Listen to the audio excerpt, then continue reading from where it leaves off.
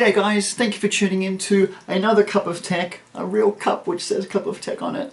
My parents gave me these, so thanks guys if you're watching. It's awesome. It's a latte in there, by the way, if you're interested. What are you drinking? Don't forget to let me know.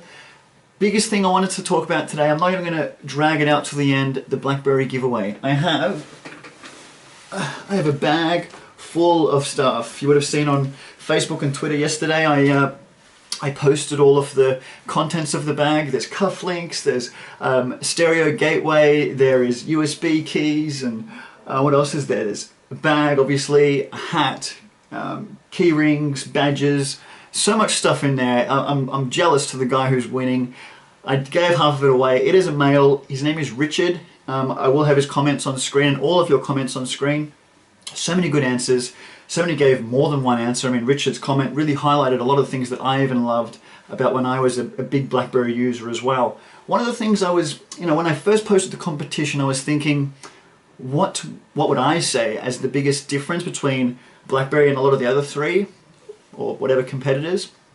Now, I am now using an Android phone, and one of the things I am missing, and it's a very simple thing, and I'm sure it's going to come eventually, and it's not BBM and things like that. I am missing those, but I'm going to show you just on this 9860, which is sort of your closest thing to a S3 in terms of all touchscreen device, I guess.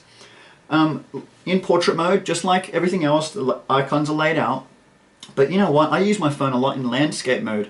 So a lot of times I'll be lying in bed and I'm, going through applications in landscape mode because to get more screen real estate and web browsing is better and so on.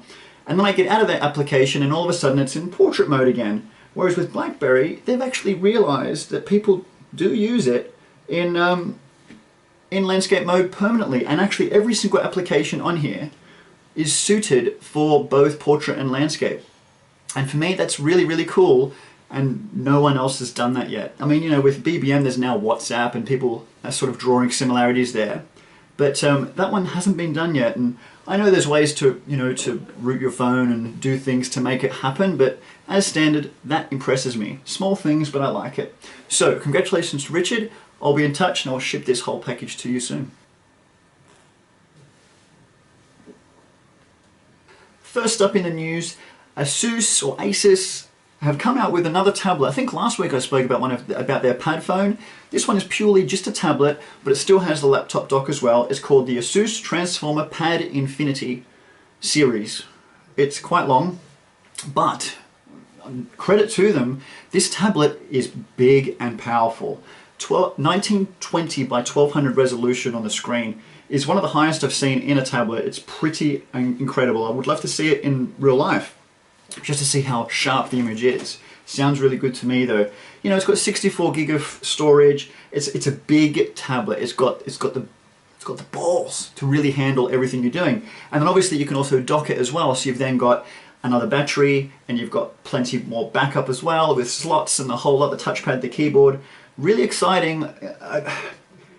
The biggest concern, and someone commented as soon as I posted the story on Facebook as well, was at $1,000 recommended retail price, why wouldn't you just buy an Ultrabook? I mean, it really is starting to get in that area where you can almost spend the money to buy an Ultrabook, which runs Windows and is in some ways more functional than a tablet.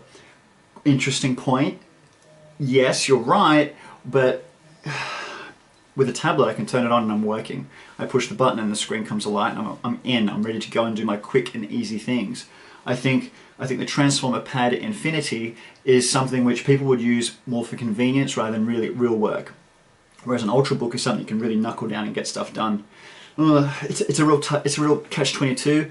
You've got tablets like the Nexus 7, which is so cheap and can do a lot of those things, except for the really in-depth word processing. I'm not sure where to go with this. Let me know what you think. I'm undecided. I think I need to actually get one in and do a review of one to find out for sure. Let me know what you think. Every day, well not every day, Monday to Friday I go to work. I have a full-time job, and I spend on average 3 hours per day sitting in my car. And generally I'm sitting in my car when it's barely moving. It's in traffic, not doing a whole lot. I'm wasting my life for 3 hours a day, 15 hours a week. How good's my maths? And one of the things that Google is doing is going to take that away from me. They're going to help me by having cars which drive themselves. Now, you know what that would mean for me? That would mean sleeping for an extra 3 hours a day potentially, or watching a movie, or reading a book, or anything which I really want to do because of being just in the car and it's doing its thing. Now, this isn't groundbreaking news. They've been doing it for a little while. They've actually racked up recently 300,000 miles of mileage on these cars which they're testing with this self-driving project. Now, they're using around 12 cars at the moment. Not one single one of them have been in a car accident yet.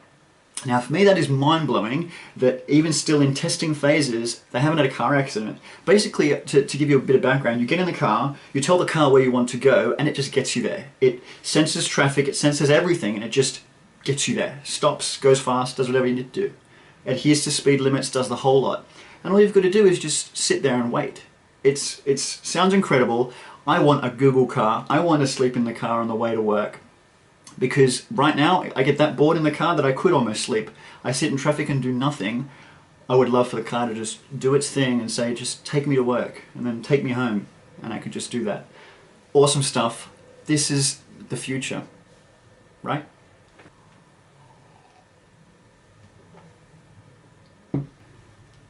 This week, a new beta version of iOS 6 was released, and many people around the world installed it on their phones and noticed, where is YouTube? Where is my YouTube app? My YouTube app is gone. And Apple were then asked about it, and they said that they will not be renewing their license with YouTube to have the app pre-installed on the phone. And Google said that they will release their own YouTube app for people to download in the App Store. Fair call. People were sort of up in arms saying, wow, they're turning their back on Google and yada yada yada, but they're not. I mean, in reality, it makes sense. YouTube and Apple have no affiliation with each other, and in a sense, YouTube is just another app. So why isn't it? Or why shouldn't it just be in the App Store? Obviously, Google will want YouTube to work properly on an iPhone and on an iPad, so they will definitely publish the app in the App Store and it will go through.